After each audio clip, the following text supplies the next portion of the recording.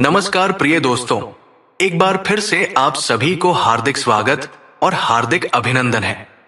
दोस्तों, चाहे कितने ही सगे हो, इन तीन लोगों पर कभी विश्वास नहीं करना चाहिए। एक समय की बात है, मध्य देश में एक बहुत ही विचित्र नगर था। उस नगर में एक चोर रहता था। वो छोटी मोटी चोरी करके अपने परिवार का पालन पोषण करता था, लेकिन उस चोरी के धन से उसके परिवार का पूरी तरह से खर्च नहीं चलता था। एक दिन उसने सोचा कि पाप तो पाप होता है, चाहे छोटा हो या बड़ा। मैं चाहे छोटी चोरी करूं या बड़ी, रहूंगा तो चोर ही। पकड़ ए जाने पर दंड तो मुझे उतना ही मिलेगा, तो क्यों ना मैं बड़ी चोरी करूं। ऐसा निश्चय करके उसने उस नगर के राजा के खजाने को लूटने की योजना बनाई। रात होने पर वो राज महल में घुस गया और किसी तरह जहां राजा का खजाना था वहां पहुंच गया। वहां पहुंचकर उसने देखा कि खजाने पर कई सैनिक पहरा दे रहे थे। सख्त पहरा को देखकर चोर को लगा कि उनकी आंखों में धूल झोंकना बहुत कठिन काम है, और सोचने लगा कि ये तो साक्षात काल पहरा दे रहा है। अगर मैंने चोरी करने की कोशिश की तो जीवित नहीं बचूंगा। ये सोचकर चोर उल्टे पांव लौट पड़ा, और लौटते समय उसने सोचा कि खाली हाथ लौटने से तो अच्छा है कि कुछ ना कुछ तो यहां से ले ही चलूं। मेरा यहां आना व्यर्थ नहीं होना चाहिए। चोर के दिमाग में विचार आया कि राजा के शयन कक्ष में जाना चाहिए, जहां राजा सोता है, और शायद इस समय राजा अपने कपड़े उतार कर सो गया होगा। मैं राजा के राज वस्त्र चुरा कर ले आऊंगा और उन्हें पहनकर आसानी से धन चुराकर यहां से निकल जाऊंगा। पहरेदार को लगेगा कि मैं राजा हूं, इसलिए वे मेरे रास्ते में नहीं आएंगे और मेरा काम आसान हो जाएगा। ऐसा निश्चय करके चोर राजा के शयन कक्ष के पास पहुंच गया और उसने धीरे से पर्दा हटाकर देखा तो अंदर का नजारा देखकर आश्चर्यचकित रह गया। उसने देखा कि राजा अपने पलंग पर गहरी नींद में सो रहे हैं और उनकी रानी अर्धनग्न अवस्था में पलंग पर बैठी हुई है। रानी को जागता हुआ देखकर चोर के हाथ पैर फूल गए और वो एक तरफ दीवार से सटकर खड़ा हो गया और रानी के सो जाने का इंतजार करने लगा। थोड़ी देर बाद फिर उसने पर्दा हटाकर देखा कि रानी सोई है या नहीं, क्योंकि रानी सो जाए तो राजा के वस्त्र चुराए जाए। चोर ने देखा कि रानी अभी भी उसी तरह बैठी हुई थी। ये देखकर चोर वहां रखी हुई टेबल पर बैठने लगा। जैसे वो टेबल पर बैठा तो उस पर रखी हुई पानी की गिलास नीचे गिर गई। उस आवाज को सुनकर राजा की नींद तो नहीं खुली, परंतु रानी तलवार लेकर बाहर आ गई और तलवार चोर की गर्दन पर रख दी और बोली, कौन है तू और यहां किस लिए आया है? सच सच बता, वरना तेरा सिर धड़ से अलग कर दूंगी।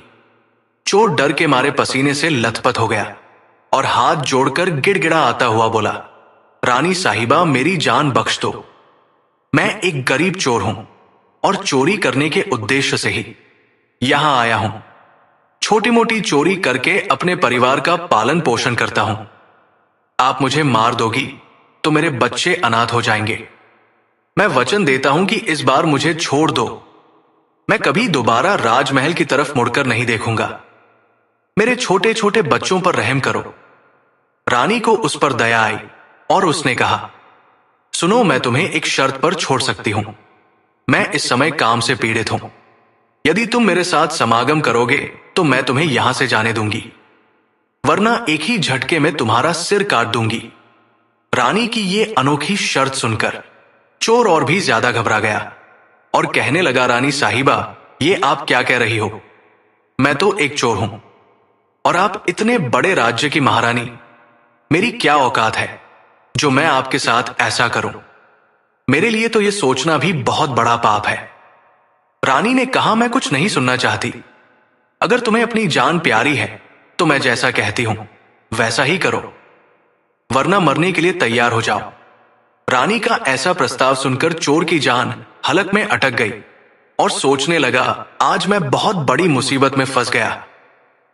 यदि मैंने रानी की बात नहीं मानी तो भी मारा जाऊंगा, और मान ली तो भी मारा जाऊंगा। चोर बहुत बड़ी दुविधा में पड़ गया कि क्या करो। आखिरकार उसने रानी के साथ समागम करने की बात को स्वीकार कर लिया और बोला, रानी साहिबा, मुझे 5 मिनट का समय दे दो। मुझे बहुत जोर से लघु शंका लगी है।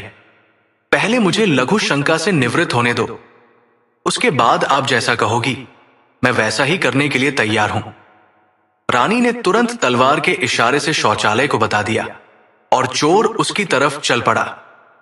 रानी वहीं पर खड़ी होकर उसके लौटने की प्रतीक्षा करने लगी।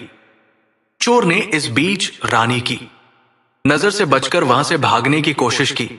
भागते भागते जब वो द्वार पर पहुंचा तो द्वार पर जो सैनिक था उसने उसे पकड़ लिया और उससे पूछताछ की। चोर डरा हुआ था। उसने सैनिक को सच सच बता दिया कि वो एक चोर है और राजमहल में चोरी करने आया था। लेकिन रानी ने उसे पकड़ लिया और छोड़ने के बदले एक शर्त रखी थी कि वो उसके साथ समागम करे। इसलिए मैं लघु शंका का बहाना बनाकर वहां से भाग आया। इस तरह से चोर गिड़गिड़ाकर सैनिक से उसे छोड़ने का आग्रह करने लगा। सैनिक ने कहा, देख भाई, मैं तुझे एक शर्त पर जाने दे सकता हूं और शर्त यह है कि तुम्हें पुनः रानी के पास लौट कर जाना होगा और रानी से कहना होगा कि मैं तुम्हारे साथ समागम करने के लिए तैयार हूं, किंतु उससे पहले तुम्हें अपने हाथ से राजा को मारना होगा। सैनिक की यह शर्त और भी ज्यादा कठिन थी। चोर ने सोचा कि वैसे तो प्राण बच भी सकते थे, परंतु अब नहीं बचेंगे। अगर रानी से यह बात कही तो रानी मेरा सिर काट देगी। अब चोर को चारों तरफ मौत ही मौत दिखाई दे रही थी। मजबूर होकर चोर वापस रानी के पास गया और बोला, रानी साहिबा, मैं आपके साथ संबंध तो बना लूंगा, लेकिन मुझे एक बात का डर है कि उस समय राजा साहब नींद से जागे तो ना आप बचेंगे और ना मैं। राजा साहब हम दोनों को मार डालेंगे। इसलिए आपको एक काम करना होगा। आप अपने हाथ से राजा का सिर काट दीजिए, फिर हम निडर हो जाएंगे। अगर आप इतना कर सके तो मुझे आपकी शर्त मंजूर है, वरना मैं आपके हाथों मरना उचित समझूंगा। आप मुझे मार दीजिए। काम के वशीभूत रानी चोर से कहने लगी, ठहरो, ये कौन सी बड़ी बात है, मैं अभी राजा साहब को मौत के घाट उतार देती हूं। इतना कहकर रानी ने दोनों हाथों से तलवार पकड़ी और सोए हुए अपने पति का सिर काट दिया। जब रानी ने राजा का सिर काट दिया तो सारा कमरा खून से लटपट हो गया और राजा के खून से रानी भी भीग गई। वो भयानक दृश्य देखकर रानी बेहोश होकर गिर पड़ी और उसी समय चोर वहां से फरार हो गया। सुबह राज महल में शोर मच गया कि कोई राजा साहब को मार गया, मगर राजा को मारने वाले का कोई पता नहीं चल पा रहा था। सब लोग बड़े आश्चर्य में थे कि राजा को सोते हुए किसी ने मार डाला। इधर रानी भी दहाड़ मार मार कर रो रही थी। इस रहस्य को पूरे राजमहल में केवल वही सैनिक जानता था कि रानी और उस चोर में से किसी एक ने ही राजा को मारा है, परंतु उसने इस बात की चर्चा किसी से नहीं की। राजा के अंतिम संस्कार की पूरी तैयारी हो चुकी थी। उधर रानी ने घोषणा की कि वो अपने राजा के साथ सती होना चाहती है। यह जानकर किसी ने रानी पर संदेह नहीं किया, क्योंकि अगर रानी ने राजा को मारा होता तो वो राजा के साथ सती क्यों होती। इधर रानी सारे श्रृंगार करके राजा के साथ चिता पर जाकर बैठ गई। राज्य के सभी लोग की चिता पर एक एक करके लकड़ी रख रहे थे और उन्हें नमन करके पीछे लौट रहे थे। इस प्रकार सबसे अंत में वह सैनिक भी राजा की चिता पर लकड़ी रखने गया, जो इस रहस्य को जानता था।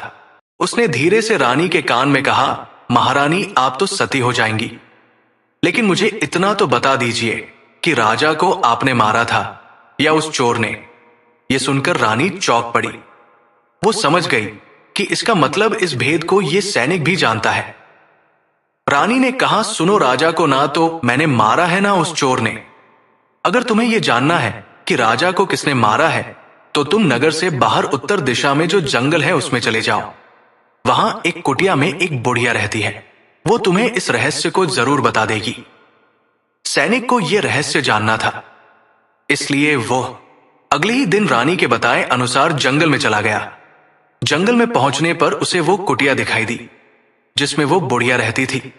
सैनिक उस बुढ़िया के पैर पकड़कर बोला, माँ जी, मैं एक रहस्य जानने के लिए आपके पास आया हूं। राजा साहब की हत्या किसने की, मुझे बताइए। तब बुढ़िया मां कहती है, बेटा, अगर तुझे यह रहस्य जानना है तो तुझे एक काम करना होगा। मेरी कुटिया के बाहर एक बकरा बंधा हुआ है। तू अपनी तलवार से उसका सिर काट दे, और सिर काटते ही बकरे की दार वही गिर जाएगी और उसका सिर हवा में उड़ने लगेगा।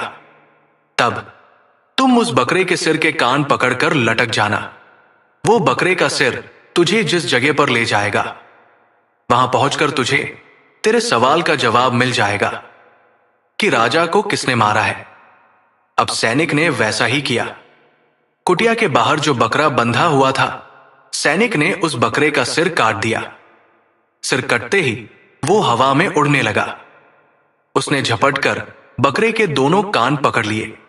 वो सिर उड़ता हुआ उसे उस भयंकर वन के बीचों बीच ले गया। उस जगह पर एक गुफा बनी हुई थी। उस गुफा के द्वार पर जाकर वो सिर नीचे उतर गया। सैनिक सोचने लगा कि इस जंगल में ना तो कोई मनुष्य दिखाई दे रहा है, यहां भला कौन मुझे राजा की मौत का रहस्य बताएगा। वो गुफा के द्वार पर खड़ा यही सोच रहा था, और वो गुफा एक राक्षस की थी, जिसमें वह राक्षस और उसकी एक बेटी रहते थे। अब शाम हो गई थी और वो राक्षस अपने भोजन के लिए बाहर गया हुआ था। गुफा के अंदर उसकी बेटी मौजूद थी। इधर जब राक्षस कन्या को किसी मनुष्य की गंध मालूम पड़ी तो वो द्वार पर निकल कर आई। उसने देखा कि एक हटा कटा नौजवान गुफा के द्वार पर खड़ा है।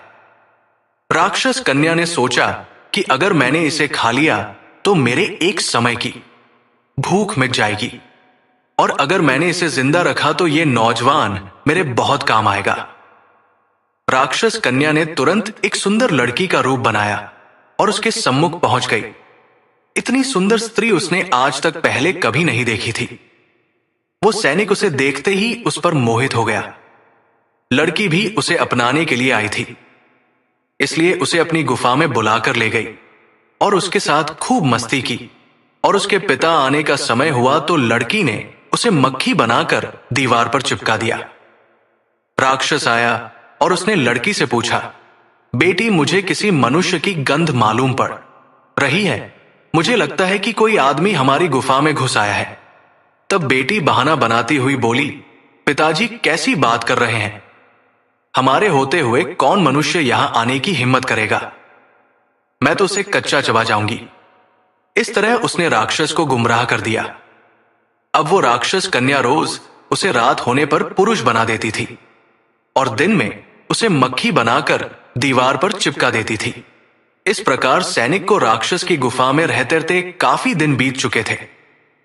अब उसे अपनी पत्नी और बच्चों की याद आने लगी, परंतु वो राक्षस कन्या के चंगुल से नहीं निकल पा रहा था।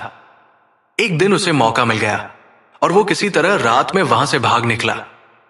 भागते भागते कई दिनों के बाद वो अपने नगर पहुंच गया। अपने घर पहुंचकर उसे बहुत खुशी हुई। अपने बच्चों से मिलकर वो बहुत प्रसन्न हुआ। वो सोचने लगा, अच्छा हुआ जो मैं वहां से चला आया। ना जाने कब तक वो मुझे मक्खी बनाकर वहां रखती। इस तरह उस सैनिक की अपने घर पर रहते हुए काफी दिन बीत गए। एक दिन उसे फिर उस लड़की की याद आई। अब तो दिन रात वो उसके ख्यालों में खोया रहता। उसकी सुंदरता को याद कर उससे मिलने की इच्छा करता। उसके बिना ना खाना अच्छा लगता, ना पीना। हर समय यही सोचता था कि उससे किस तरह मिलन होगा। सैनिक उस राक्षस कन्या से मिलने के लिए तड़पने लगा और उसने फिर से उसके पास जाने का निश्चय किया। उसने सोचा, पिछली बार तो मुझे उस बुढ़िया ने पहुंचा दिया था, लेकिन अब मैं वहां से भाग कर आया हूं, इसलिए मुझे रास्ते का भी ज्ञान नहीं है। क्यों ना मैं एक बार फिर उस बुढ़िया की सहायता ले लूं। ऐसा सोचकर वो उस बुढ़िया की कुटिया पर पहुंच गया और हाथ जोड़कर बोला, हे माता, एक बार मुझे फिर से उसी स्थान पर भेज दो जहां पर मुझे पहले भेजा था। अब वो सैनिक राजा की हत्या का रहस्य भूल चुका था। वो राक्षस कन्या से मिलने की बेचैनी उसके अंदर बढ़ती जा रही थी। वो बुढ़िया समझ गई कि ये काम के वशीभूत है। उस बुढ़िया ने कहा, बेटा, पहले तो मेरे पास एक बकरा था, जिसके कान पकड़कर तुम वहां चले जाते। अब तो वो भी नहीं है। अब मैं तुम्हें कैसे पहुंचा सकती हूं? तब सैनिक ने कहा, हे माता, मैं जीवन भर आपका गुलाम रहूंगा। एक बार उस लड़की से मुझे मिला दो। बुढ़िया ने कहा, बेटा, मैं तुझे मिला तो दूंगी, पर इसके लिए तुझे अपने बेटे को मेरे पास लाना होगा। सैनिक बोला, यह कौन सी बड़ी बात है? इतना कहकर सैनिक अपने बेटे को बुलाकर ले आया। बुढ़िया ने कहा, बेटा, जिस तरह तुमने बकरे का सिर काटा था, उसी तरह तुम अपने बेटे का सिर भी काट देना। फिर उसी तरह इसका सिर भी हवा में उड़ने लगेगा। तुम इसका सिर पकड़ लेना और यह तुम्हें उसी स्थान पर पहुंचा देगा। काम के वशीभूत वो सैनिक अपने बेटे का सिर काटने के लिए तैयार हो गया। जैसे ही उसने तलवार लेकर बेटे का सिर काटना चाहा, तब उस बुढ़िया ने उसका हाथ पकड़ लिया और कहने लगी, ठहरो, यही तुम्हारे प्रश्न का जवाब है। चाहे कितने ही सगे हो, इन पर कभी भी विश्वास नहीं करना चाहिए। पहला, राजा को ना चोर ने मारा था और ना रानी ने, राजा को हवस ने मारा था। जिस तरह काम वासना में अंधा होकर तुम अपने बेटे को मारने के लिए तैयार हो गए, इसी हवस के वशीभूत होकर मनुष्य अंधा हो जाता है और गलत से गलत काम भी कर जाता है। दूसरा, धन के लालच में आकर कोई भी किसी को मार डालता है। और तीसरा, क्रोधी व्यक्ति क्रोध में अंधा होकर सब कुछ भूल जाता है और वो सब कर डालता है, जिससे जीवन भर उसे पछताना पड़ता है। क्रोध में उसकी बुद्धि विवेकहीन हो जाती है और वो अपना पराया कुछ नहीं देख पाता।